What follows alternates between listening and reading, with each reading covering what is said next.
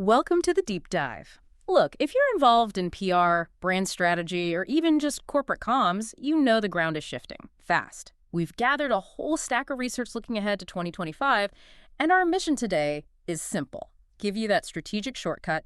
What are the absolute must-know digital trends you need to master? Because, let's be honest, the old ways, the standard press release, the slow media pitch, they're fading. Maybe even broken. They really are. We're seeing this huge pivot towards, well, AI-driven strategies, immediate crisis management, and this incredibly deep level of personalized interaction. So it's not just about getting ink anymore. No, not at all. It's fundamentally about building and, crucially, defending your reputation in a world that's just always on, always connected. And that connection creates a real challenge, doesn't it? It really does. That's the core tension we kept seeing in all the data. Success in, say, 2025 hinges on striking this balance. On one hand, you absolutely need the tech, advanced platforms, sharp data analysis. But on the other hand, you can't lose the human element, that authentic connection, the compelling story. Tech and humanity, not either. Exactly. They're completely inseparable tools now. You need both. Okay, let's dig into the tech side first then. AI and machine learning. It feels like we're past the "is this real" stage. Oh, definitely. It's not experimental anymore. It's practical. It's daily. I think people get the idea of AI helping write stuff, maybe. But what about the predictive side? What does AI-driven predictive PR actually look like in practice? It's about getting ahead of the curve and, honestly, cutting down on wasted effort. Think about it. AI can power these incredibly sophisticated media intelligence platforms. They scan thousands, maybe millions of sources, news, social media, blogs, forums in seconds. They spot emerging narratives before they even trend. Okay, so early warnings. Yes, but it's more than that.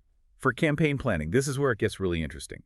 Machine learning looks at past campaigns, historical data, journalist behavior, and it starts to forecast which stories are likely to resonate with which specific journalist or audience segment. It helps figure out the best timing, predicts pickup rates. So it replaces gut feeling with actual data. Pretty much, or at least massively supplements it. Yeah. It reduces the risk of a campaign just flopping because you launched it into a saturated news cycle or targeted the wrong people. Right. It predicts that before you spend the budget. And you mentioned content generation, too. Tools like ChatGPT, Jasper. They're becoming standard issue. For drafting initial press releases, churning out social media copy variations, testing headlines based on predicted engagement, it handles the grunt work. But doesn't that risk every brand sounding the same, sort of robotic, if everyone's using the same AI assistant? That's the critical point, isn't it? Yeah. That's where the human oversight is non-negotiable. AI is the assistant. It does the heavy lifting, the volume. It can draft 10 headlines fast. Yeah. But you bring the brand voice, the cultural nuance, the emotional intelligence to refine that output. You have to inject the personality back in. It doesn't replace creativity. It's supposed to free it up. Which leads us straight into speed. If AI is monitoring and creating content constantly, that window to respond to a brand threat, it's shrunk, hasn't it? Dramatically. We're not talking hours anymore. We're talking minutes. Minutes. That sounds intense, almost impossible. It is intense, but it's becoming the expected standard, the cost of doing business in this environment. Reputation fires spread incredibly fast online. You need systems, often AI-powered monitoring tools, scanning millions of conversations, picking up on negative sentiment spikes, predicting if something's about to escalate. So you can jump on it early. Exactly. Catch misinformation, adjust a complaint, counter a false narrative while it's still relatively small before it goes viral or hits mainstream media. But responding in minutes, how do you ensure the response is right, accurate, approved? That seems like a huge operational bottleneck. Yeah. Rushing often leads to mistakes. It's a major hurdle, yeah. You absolutely need rigorous pre-planning, pre-written, pre-approved response templates for common issues. Ready to go. You need designated spokespeople who are trained for this kind of rapid-fire response. And clear escalation paths that bypass the usual red tape when something big hits. Like the airline examples you mentioned earlier. Exactly like that. Major airlines are often cited as leaders here. They have dedicated social teams tackling individual complaints on Twitter almost instantly. They don't wait for a formal statement. They turn a potential PR disaster into a customer service win, one tweet at a time. It takes structure and empowerment. Okay, so speed is crucial. Tech enables it. But does all this speed and automation make it harder to build actual trust? Which surely is the ultimate goal. It makes trust more critical and probably harder to earn, yeah. Which brings us neatly to the next big trend, This idea of radical honesty and transparency. Radical honesty. What does that mean in practice? It means stakeholders, customers, employees, they're savvy now. They don't just take your polished corporate spiel at face value. They dig deeper. They look up your company values, your track record, what people are saying about you.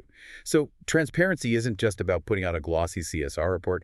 It's about being open, even when things are difficult, maybe especially then. You mentioned Patagonia earlier. Yeah, they're a classic example. They build immense credibility, not just by talking about their environmental wins, but by being upfront about the ongoing struggles, the challenges in their supply chain, the complexities of sustainable manufacturing. Yeah. That vulnerability, it builds way more trust than pretending to be perfect. So when mistakes happen, apologies need to be more than just words. Absolutely.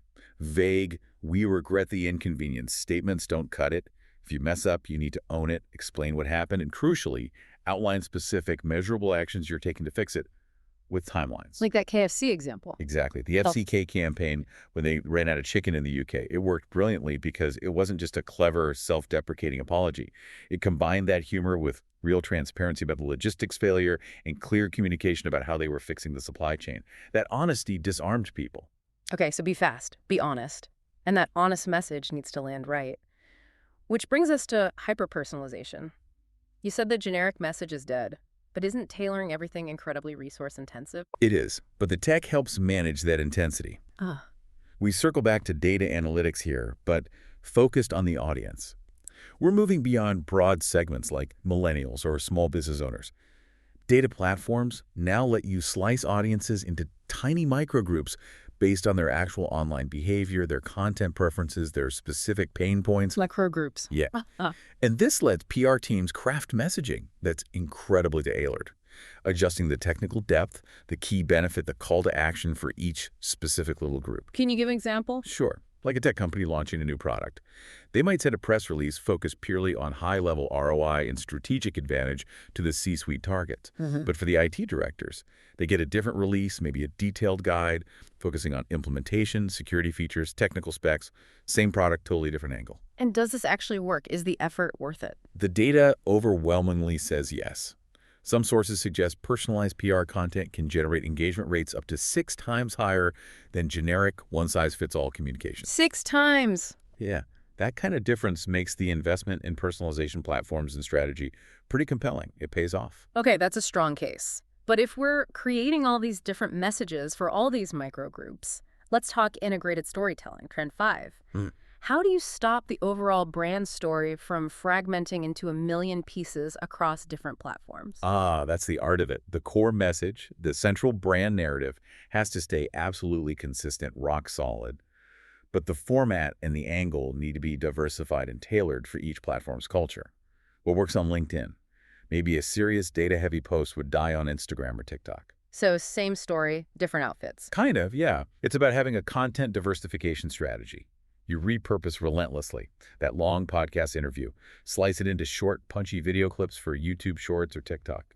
That detailed case study, turn it into an engaging visual carousel for LinkedIn. So the audience bumps into the same core ideas, but packaged perfectly for wherever they happen to be online. Exactly. It feels native to the platform, not just copied and pasted. That maintains cohesion while maximizing relevance. Speaking of relevance and targeting, let's talk about influence. Trend 6 highlights a shift away from massive celebrities. Why are micro-influencers, the ones with maybe 10,000 to 100,000 followers, suddenly seen as more valuable?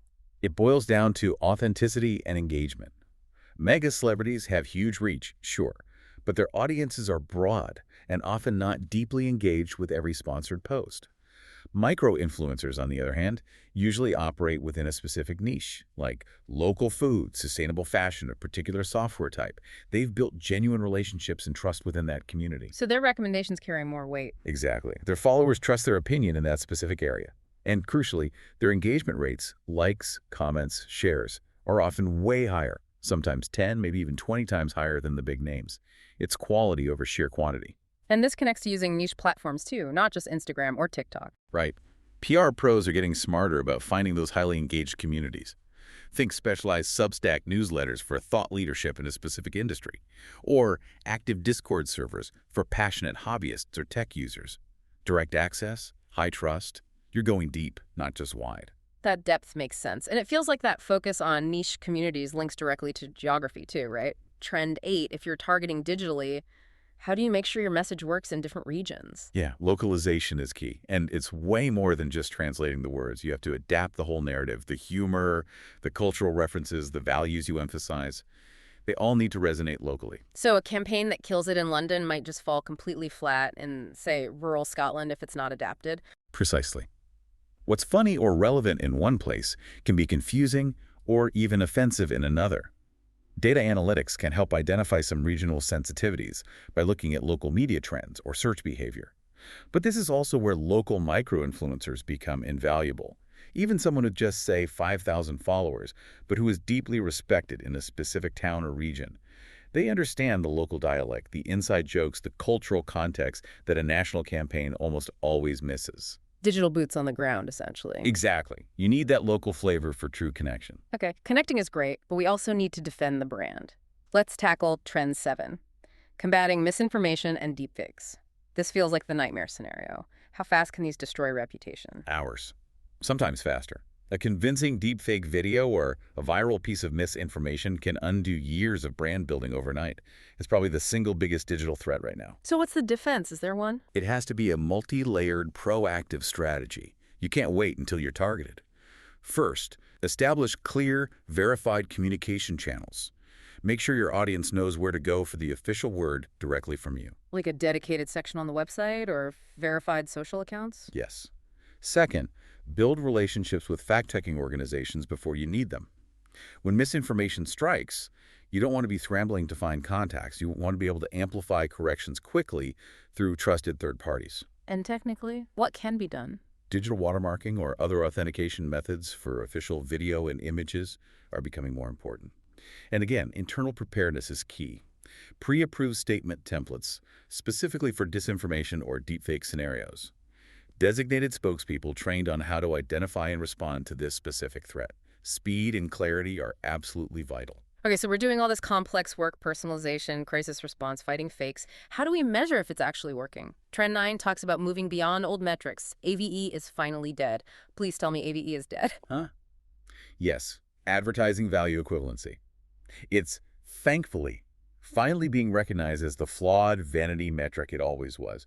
It told you nothing about actual impact. Good riddance. So what's replaced it? What's the new gold standard? Engagement rates are huge now. We're talking social shares, comments, website click-throughs from PR coverage, time spent on content pages that originated from a PR push, video completion rates. Metrics that show people actually did something, not just saw something. Exactly. Did the message resonate enough to provoke an action? That's what matters.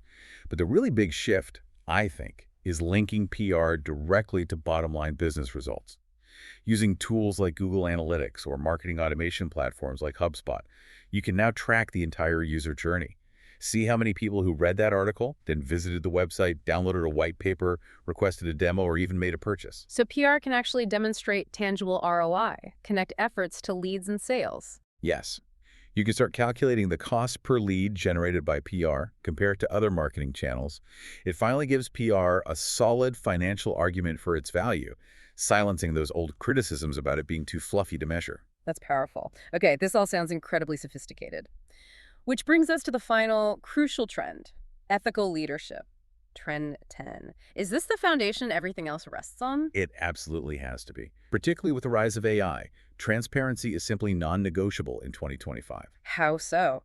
What does ethical leadership look like in this context? Well, a key part is transparency about AI use. Leading companies think Unilever, IBM, folks like that are already setting standards. They're requiring their teams to actually label AI-assisted content. Label it? Why? It's about maintaining trust and managing risk.